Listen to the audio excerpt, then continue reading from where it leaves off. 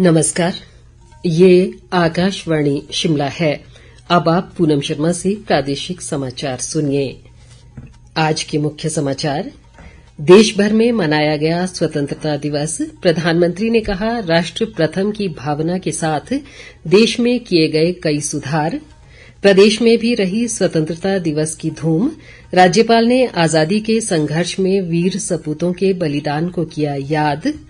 मुख्यमंत्री का ऐलान, 75 वर्ष की आयु पूरा कर चुके पेंशनरों को इसी वित्त वर्ष में दिया जाएगा पूरा एरियर। और राज्य पटवारी व कानूनगो संघ ने मुख्यमंत्री के आश्वासन के बाद काम पर लौटने का लिया निर्णय।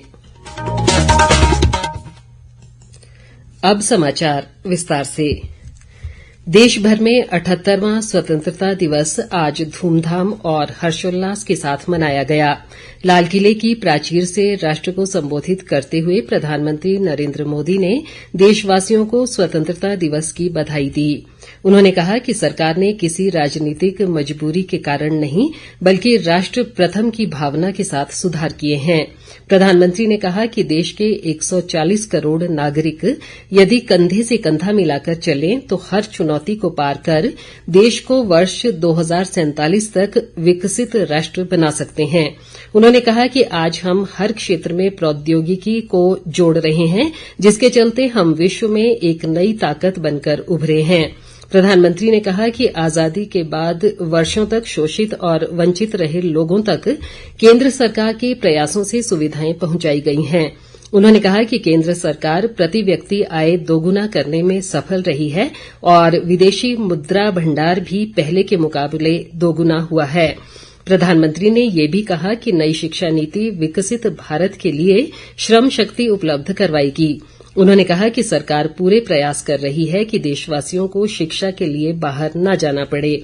उन्होंने कहा कि इसके अलावा दुनिया में हो रहे बदलाव को देखते हुए सरकार स्किल डेवलपमेंट पर विशेष बल दे रही है। इधर प्रदेश में भी स्वतंत्रता दिवस हर्षोल्लास के साथ मनाया गया। राज्यपाल शिव प्रताप शुक्ल ने शिमला स्थित राजभवन परिसर में राष्ट्रीय ध्वज फहराया।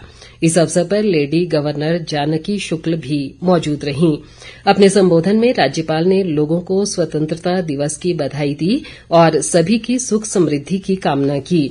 उन्होंने कहा कि असंख्य स्वतंत्रता सेनानियों के बलिदान और वीर सपूतों के संघर्ष ने हमें आजादी दिलाई है। राज्यपाल ने आने वाले वर्षों में भारत को विकसित राष्ट्र बनाने के लिए सभी से सामूहिक प्रयास करने पर बल दिया। उन्होंने लोगों से पर्यावरण संरक्षण में योगदान देने के साथ साथ प्रधानमंत्री नरेंद्र मोदी द्वारा शुरू किए गए एक बूटा मां के नाम अभियान में सक्रिय भागीदारी सुनिश्चित करने की अपील की। हिमाचल प्रदेश में स्वतंत्रता दिवस का राज्य स्तरीय समारोह कांगड़ा जिला के देहरा में आयोजित किया गया। समारोह में मुख्यमंत्री सुखविंदर सिंह सुक्खू ने राष्ट्रीय ध्वज फहराकर शानदार मार्च पास्ट की सलामी ली। प्रदेशवासियों को संबोधित करते हुए मुख्यमंत्री ने ऐलान किया कि प्रदेश में 75 वर्ष की आयु पूरा कर चुके सभी पेंशनरों को इसी वित्त वर्ष में पूरा एरियर दिया जाएगा। इसके अलावा अधिकारियों और कर्मचारियों की देनदारियों को भी चरणबद्ध तरीके से निपटाया जाएगा। मुख्यमंत्री ने देहरा में विद्युत बोर्ड और जल शक्ति विभाग के अधीक्षण अभियंता कार्यालय खोलने की घोषणा भी की। उन्होंने कहा कि वित्तीय चुनौतियों के बावजूद सरकार ने कर्मचारियों के हित में कई फैसले लिए हैं। उन्होंने कहा कि राज्य सरकार की नीतियों से प्रदेश को एक वर्ष में 2200 करोड़ रुपए का अतिरिक्त राजस्व प्राप्त हुआ है। इस बीच मुख्यमंत्री ने देहरा में करीब 50 करोड़ रुपए की लागत वाली 5 नई सड़क परियोजनाओं की आधारशिला भी रखी। प्रदेश के अन्य जिलों में भी 78वां स्वतंत्रता दिवस धूमधाम से मनाया गया। विधानसभा अध्यक्ष कुलदीप सिंह पठानिया ने सोलन में समारोह की अध्यक्षता की। राजधानी शिमला के ऐतिहासिक रिज मैदान पर उप मुख्यमंत्री मुकेश अग्निहोत्री ने ध्वजारोहण किया। अपने संबोधन में उन्होंने स्वतंत्रता सेनानियों को नमन किया और प्रदेशवासियों को स्वतंत्रता दिवस की बधाई दी।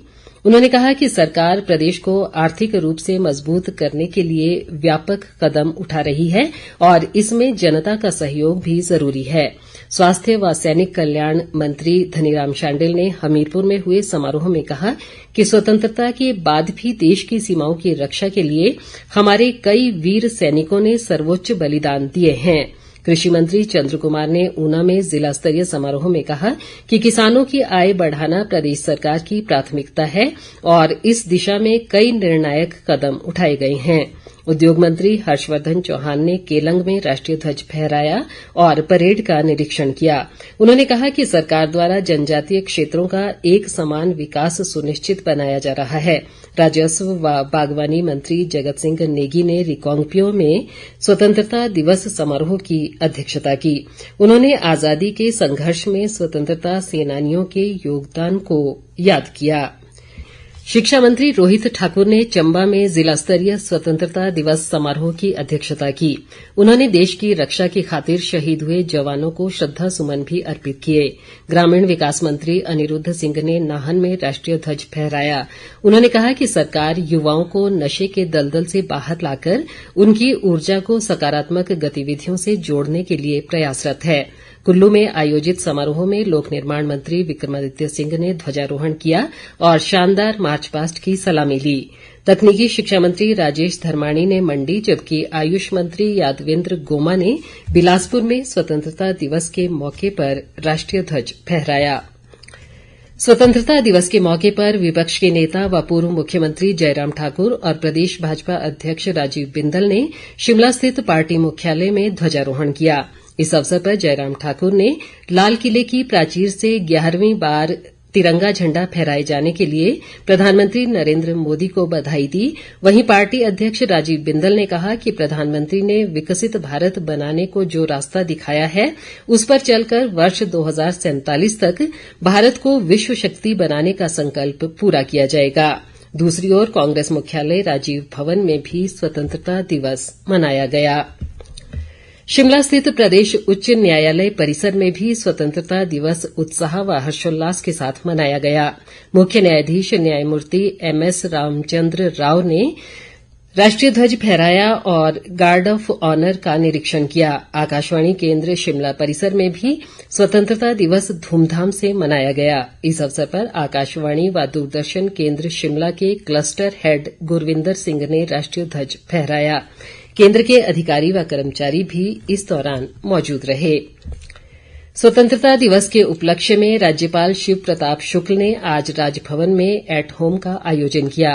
प्रदेश उच्च न्यायालय के मुख्य न्यायाधीश न्यायमूर्ति एमएस रामचंद्र राव, उप मुख्यमंत्री मुकेश अग्निहोत्री और विपक्ष के नेता जयराम ठाकुर समेत कई अन्य गणमान्य लोग इस दौरान मौजूद रहे।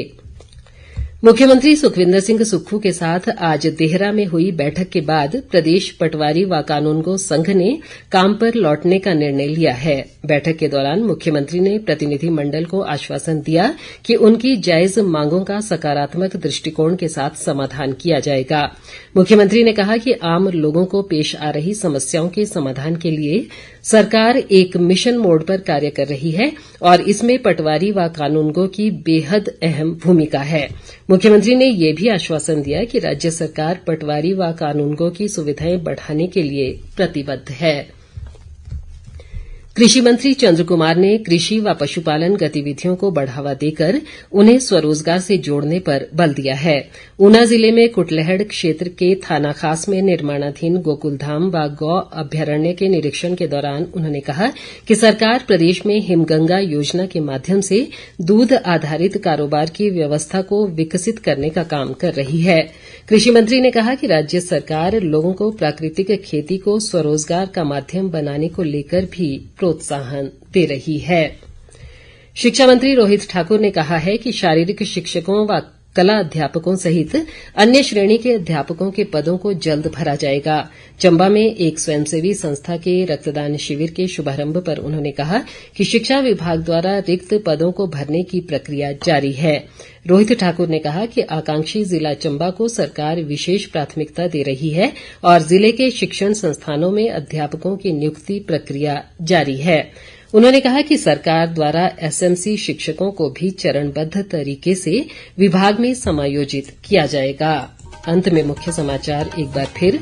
देश भर में मनाया गया स्वतंत्रता दिवस। प्रधानमंत्री ने कहा, राष्ट्र प्रथम की भावना के साथ देश में किए गए कई सुधार। प्रदेश में भी रही स्वतंत्रता दिवस की धूम। राज्यपाल ने आजादी के संघर्ष में वीर सपूतों के बलिदान को किया याद। मुख्यमंत्री का ऐलान, 75 वर्ष की आयु पूरा कर चुके पेंशनरों को इसी वित्त वर्ष में दिया जाएगा पूरा एरियर। और राज्य पटवारी व कानूनगो संघ ने मुख्यमंत्री के आश्वासन के बाद काम पर लौटने का लिया निर्णय।